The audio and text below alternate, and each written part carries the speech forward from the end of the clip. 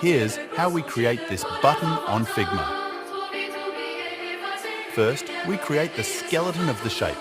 Let's add some gradients to simulate light and make it look 3D.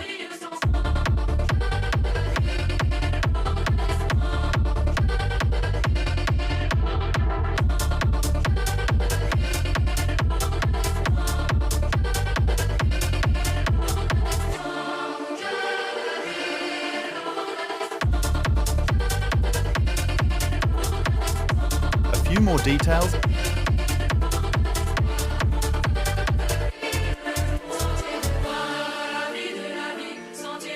And there you have it now. Here's how we create this button on Figma. First, we create the skeleton of the shape. Let's add some gradients to simulate light and make it look 3D.